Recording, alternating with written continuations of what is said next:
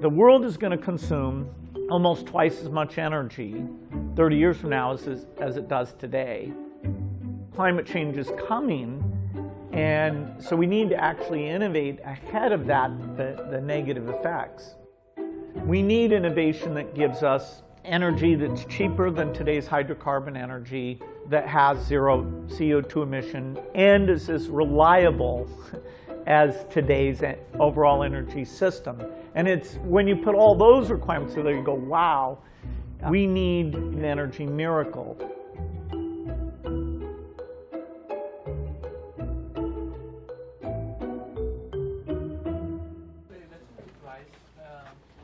Bill Gates and his colleagues looked at solar, wind, every kind of energy you can think of, and determined that they're all important, they all have their role.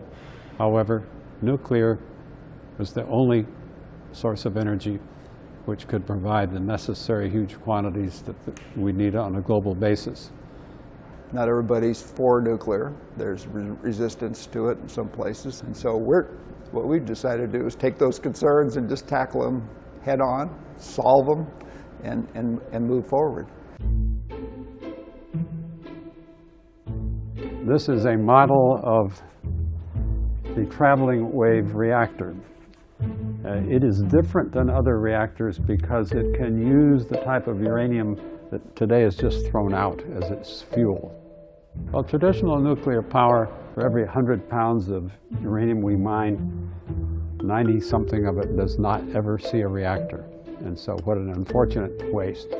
We're able to use that uranium waste that heretofore has been useless as the basic fuel for this reactor. And in fact, we spotted some fields of uranium in the United States that are this type that's thrown out. It's called depleted uranium. And there's enough of that to power the United States fleet for 750 years. If you're going to grow a big fleet of the type of reactor that's in use today and deploy it around the world, you're going to have to build a lot more enrichment plants. And those are the plants that make the fuel into the form that's useful for a power reactor. But if run a bit longer, then you've got a situation where you can be making bomb material.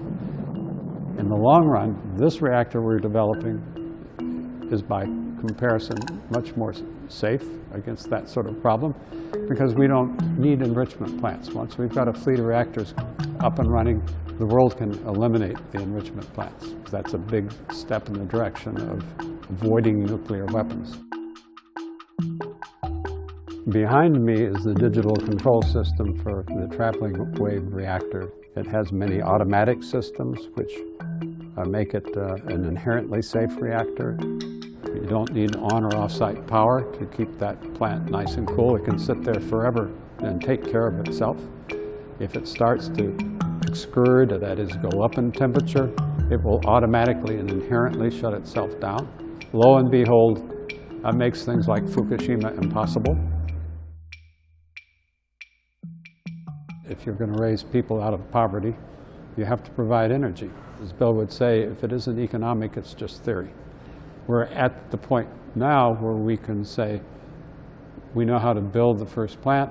We know that there are some engineering, lots of intense engineering to do, but things have been confirmed well enough. It's time to proceed with the final design and construction.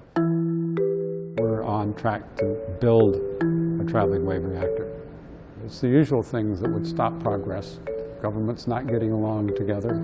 It's a matter of support and research for new energy systems, ours being one of them. The sooner we head off the emissions and the climate change problem, the less impact there'll be. And you can say, well, it's too late. Well, it's never too late, never too late, because bad can become really bad.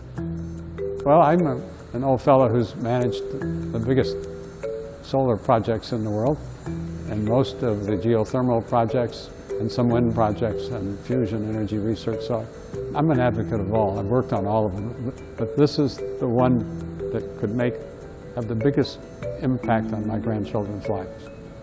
Present nuclear power has come a long way, but it's just we can do so much better and open up so much of the world to a very cost-efficient and safe kind of energy.